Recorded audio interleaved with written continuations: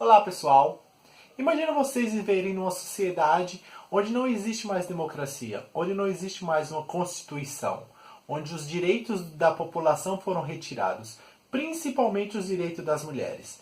As mulheres elas têm apenas um direito, não só direito, mas na verdade um dever, que é servir às necessidades dos homens. E é exatamente sobre isso que iremos falar hoje.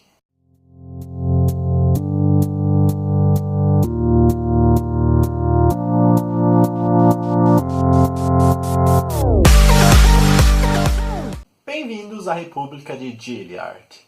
Ou melhor, bem-vindos ao Conto da Aia. O Conto da Aia foi lançado pela editora Rocco, foi escrito pela canadense Margaret Atwood.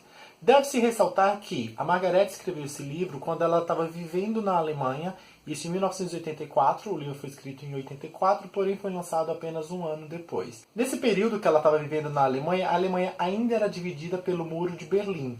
Então também tem toda essa influência e todo esse contexto histórico na época que o livro foi escrito. Inclusive no livro também tem um muro onde são colocados os traidores dessa nova república, né? As pessoas são enforcadas e elas ficam lá como um lembrete para aquelas pessoas que por acaso pensem em ir contra esse novo regime. Se trata de uma distopia, porém não nos é revelado em que ano a obra se passa. Um grupo extremista religioso, auto-intitulados Filhos de Jacó, eles acabaram com a Constituição, eles mataram o presidente e eles instituíram uma nova república, que é a República de Gilead. Trata-se de um regime totalitário e teocrático, então nós vamos ver bastante coisas religiosas aqui. Isso porque eles se baseiam muito nesse novo regime, eles se baseiam muito no Velho Testamento. Uma das primeiras coisas feitas por esse novo governo foi o quê? Todas as mulheres foram demitidas de seus empregos, elas não poderiam mais possuir bens, então todo e qualquer bem que as mulheres possuíssem, eles passavam a ser de responsabilidade de algum homem próximo a essas mulheres. Poderiam ser maridos, namorados, pais, irmãos, etc. O fato é que as mulheres não são aptas a administrarem seus bens. E junto com todas essas mudanças, com todas as questões políticas, devido ao desmatamento, poluição, derramamento de produtos químicos nos rios, o alto índice, na verdade, a grande maioria das mulheres não podem mais conceber, se tornaram estéreis.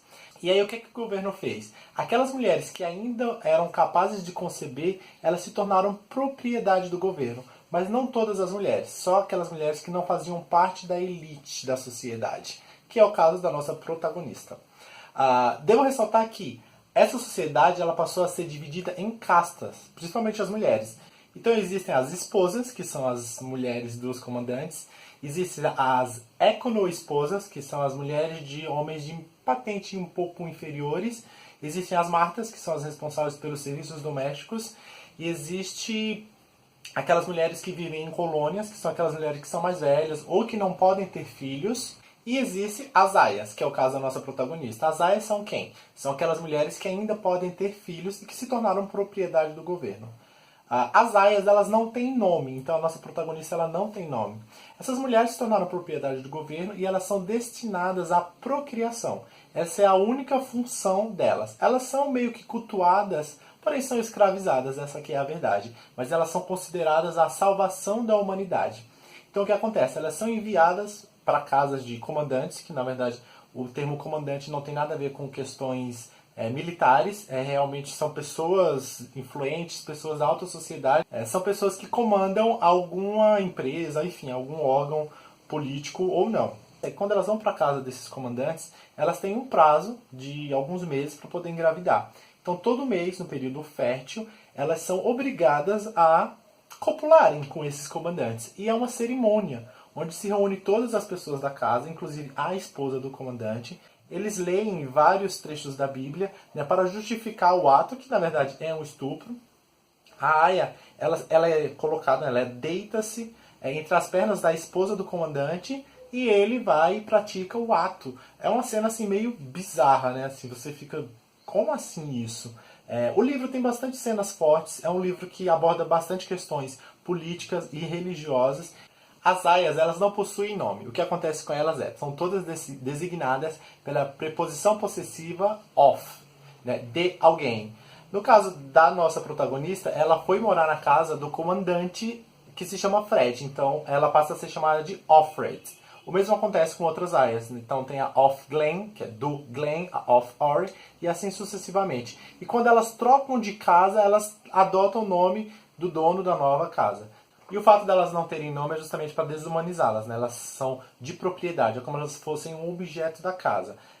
Uma das aias, eu não lembro se é a protagonista, ela até fala que na verdade o que elas são úteros sobre pernas, né? Elas são um cálice sagrado, né? Onde a função delas é carregar o fruto, é procriar realmente, essa é a função das aias. O livro é narrado pela Offred, então nós conhecemos o ponto de vista dela e através da narração dela que a gente vai conhecer como que é a vida das aias, como que é essa nova sociedade. Essa é a vestimenta das aias, então elas sempre usam vermelho e elas usam esse adereço na cabeça onde faz com que elas não consigam olhar para os lados, então elas sempre têm que olhar para frente ou para o chão. Porém, não são só as aias que usam a roupa diferenciada, na verdade todas as mulheres elas usam a roupa de acordo com a sua função dentro da sociedade. Então as esposas dos comandantes elas usam sempre basicamente a mesma cor, as martas, que são as mulheres que trabalham nas cozinhas também, elas têm uma cor característica, como se fossem uniformes mesmo. Além das aias, das esposas, da ecno-esposas, existem também as tias. Quem são as tias? As tias são aquelas mulheres que são destinadas a fazerem lavagem cerebral nas aias. Quando tudo começou a mudar no governo e essas mulheres, na verdade, elas foram capturadas, foram levadas para um centro de treinamento, onde essas tias passaram a doutriná-las. Essa lavagem cerebral era tão bem feita que tem um episódio que uma das aias até fala, né? Que as mulheres se comportavam de maneira deplorável, que elas andavam com ombros e costas nus em público ou com as pernas de fora, sem nem sequer uma meia fina para cobri-las. E aí ela fala, não é à toa que aquelas coisas aconteciam com elas. Quando elas falam coisas, elas se referem a assédio, a estupro, a todo tipo de violência que as mulheres sofriam.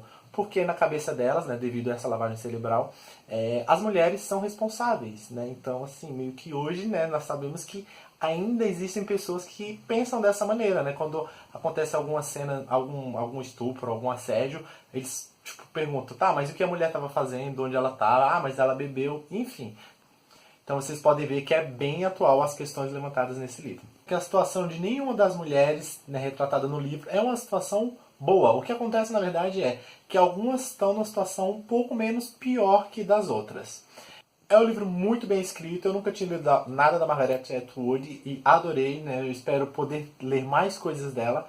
Existe um seriado baseado nesse livro, eu não vi ainda, mas verei muito em breve, e pretendo gravar um vídeo onde eu falarei do livro e da série, fazendo a comparação entre elas. Então é isso, pessoal. Espero que vocês tenham gostado do vídeo. Muito obrigado a vocês que viram o vídeo até o final. Se vocês gostaram, não esqueça de dar um like, de compartilhar, de divulgar nas redes sociais e de se inscrever caso vocês não sejam inscritos. Lembrando que semana que vem tem outra resenha e será de um livro nacional. Então espero vê-los vocês na próxima semana. Até mais. Tchau, tchau.